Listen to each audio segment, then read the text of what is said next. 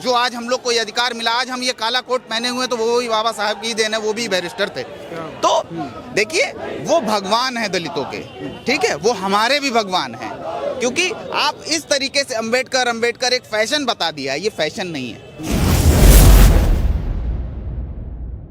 अरे ये बात बताइए, नौटंकी कर रहे हो। जो सदन है जिसके अंदर गरीबों की आवाज उठाई जाती, किसान की आवाज उठाई जा रही, वहां तुम ड्रामा कर रहे हो। अरे इतने अच्छा कोई नौटंकी मंडली खोल लो, नरेंद्र मोदी जी को उसमें राजा बनाओ, अमित शाह को जोकर बनाओ, है, और योगी जो बंधुआ मजदूर है यहाँ उत्तर प्रदेश में, इसको ले जाओ कोई कार्य उसमें। ये हम बता रहे हैं, ये एक नंबर के आतंकवादी देशद्रोही हैं।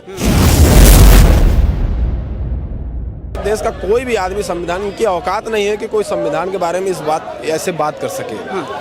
और भारतीय जनता पार्टी ने अपने आप को ऐसा मजाक बना दिया है कि जो भी आदमी देख रहा है वो बस हंसी रहा है। यह बताइए, आईसीयू का पेशेंट लेटा होता है, वो तो बार बार जो मंत्री जा रहा है वो उठ के बैठ रहा है, जिंदा है अभी।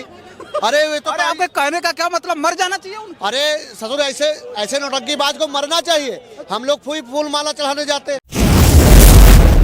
आप राहुल गांधी की भी बात कर रहे थे, आप मीडिया पर्सन खड़गे जी का वीडियो नहीं दिखा रहे। खड़गे जी को धक्का दिया, खड़गे जी पूरा गिर गए, उनका वीडियो कहीं नहीं चल रहा है। माफी कह रहे हैं कि माफी मांगे और इस्तीफा दें।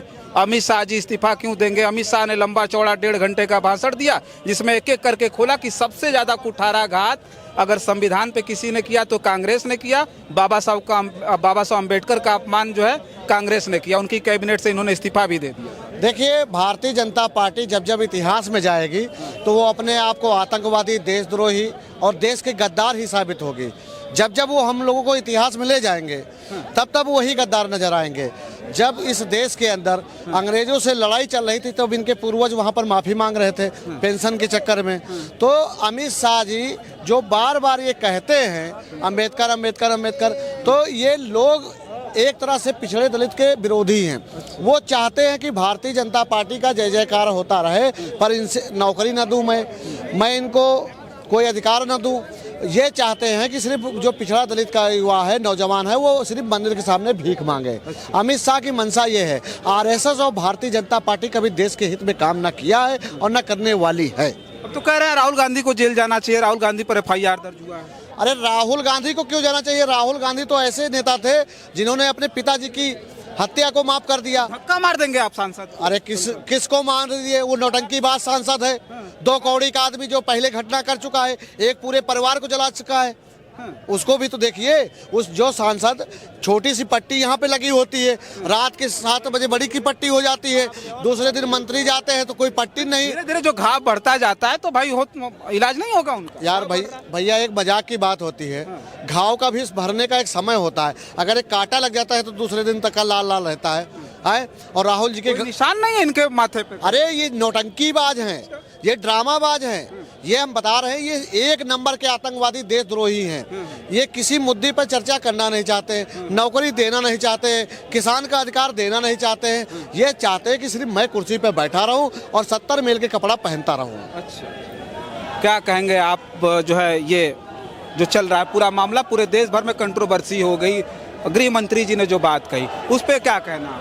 देखिए, गृह मंत्री जी का जो भाषण है एकदम ये रोड छाप छपरियों वाला भाषण है, और इस तरीके से संविधान के बारे में बोलना बिल्कुल भी उचित नहीं है। देश का कोई भी आदमी, संविधान की औकात नहीं है कि कोई संविधान के बारे में ऐसे बात कर सके। और भारतीय जनता पार्टी ने अपने आप को ऐसा मजाक बना दिया है कि जो भी आदमी देख रहा है वो बस हंसी रहा है, क्योंकि भारतीय जनता पार्टी और उनके सांसद एकदम नाटक कंपनी के एकदम मनोरंजनकार हो गए हैं, कलाकार हो गए हैं। बचपन में कार्यक्रम होते थे। अब आप देखिए कि इनके नेता धक्का मुक्की, जो आदमी पार्लियामेंट में मौजूद है ही नहीं, उसको धक्का कहाँ से लग जाएगा? ये एक नंबर के ये सब। अरे जिसको चोट लगी है, जिसको धक्का मारेगा वो बयान दिया। अरे बयान दिया, चोटों कहाँ चोट पे निशान? पूरी कैबिनेट मिली, वो देखिएगा 2 दिन में कहीं। एक बात बताइए, आईसीयू के अंदर जब कोई पेशेंट होता है तो डॉक्टर और नर्स के अलावा कोई नहीं जाता है। कितने मंत्री जा चुके हैं? हाल चाल जानने नहीं। अरे हाल चाल बाहर से देखा जाता है, वो कौन सा हाल शरबत वहाँ आईसीयू में क्यों नहीं? भैया बताइए, आईसीयू का पेशेंट लेटा होता है, वो तो बार बार जो मंत्री जा रहा है वो उठ के बैठ रहा है, जिंदा है अभी। अरे वे तो अरे आपके कहने का क्या मतलब, मर जाना चाहिए उनको? अरे ससुर ऐसे ऐसे नौटंकीबाज को मरना चाहिए। हम लोग फूल माला चढ़ाने जाते हैं। 2 दिन में वो मर के भी जिंदा हो जाए। अरे माननी है इस देश की। अरे ये बात बताइए, नौटंकी कर रहे हो, जो सदन है जिसके अंदर गरीबों की आवाज उठाई जाती, किसान की आवाज उठाई जा रही, वहां तुम ड्रामा कर रहे हो। अरे इतने अच्छा कोई नौटंकी मंडली खोल लो, नरेंद्र मोदी जी को उसमें राजा बनाओ, अमित शाह को जोकर बनाओ, हैं, और योगी जो बंधुआ मजदूर है यहाँ उत्तर प्रदेश में, इसको ले जाओ कोई उसमें दे दो कार्यक्रम में, हैं, छोटा सा रोल। मगर ये तो होना नहीं है। बस करना क्या है, नौटंकी करना है, लाठी चलवाना है, आवाज दबाना है। मगर उत्तर प्रदेश की जनता 2027 में ऐसा आवाज दबाएगी, पहले तो इस बंधुआ मजदूर को नौकरी से हटाएगी, और फिर केंद्र की जो बंधुआ मजदूर 2 बैठे हैं, अडानी और अंबानी के 2 नौकर, उनको भी जनता खेत के पानी पिएगी। अच्छा वकील साहब, ये हम जानना चाहेंगे, ये लोग कह रहे हैं वो नौटंकी कर रहे हैं, मर जाना चाहिए, वो आईसीयू में तड़प रहे हैं और आप लोग यहाँ धरना प्रदर्शन कर रहे हैं पूरे। देखिए ऐसा है, ये प्रदर्शन इसलिए हो रहा है कि संविधान निर्माता डॉक्टर भीमराव अंबेडकर जी के लिए अमित शाह जी ने ऐसी अमर्यादित भाषा का प्रयोग किया है जिसको करना नहीं चाहिए। उनको भरी संसद में माफी मांगनी चाहिए थी। देखिए वो भगवान है दलितों के, ठीक है, वो हमारे भी भगवान हैं। क्योंकि आप इस तरीके से अंबेडकर एक फैशन बता दिया, ये फैशन नहीं है। उन्होंने आज जो अधिकार, हम यहाँ आपसे बात कर रहे हैं, पानी पीने का अधिकार, मंदिर में जाने का अधिकार, ये अंबेडकर जी की देन है, उनके संविधान की देन है। आज ये संविधान नहीं होता तो आज हम यहाँ खड़े नहीं होते। आज ये जो अमित शाह बोल रहे हैं, ये भी उनको संविधान ने अधिकार दिया है, उस संसद में खड़े होने का अधिकार संविधान में ही दिया गया है। और उनको शर्म आनी चाहिए ऐसी भाषा का प्रयोग करते हुए।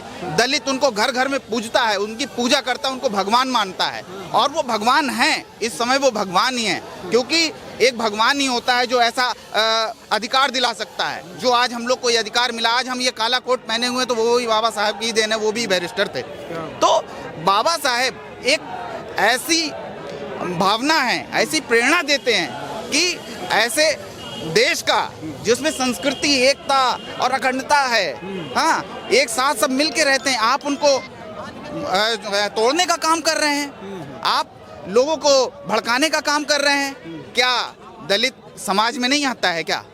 आप ऐसे व्यक्ति के लिए आप ऐसी भाषा का प्रयोग कर रहे हैं जो नए एक गृह मंत्री पे शोभा नहीं देता है। ये भाजपा सरकार संविधान को खत्म करना चाहती है, ये एक नया संविधान लागू करना चाहती है, यहाँ लोकतंत्र खत्म करके राजतंत्र की स्थापना करना चाहती है।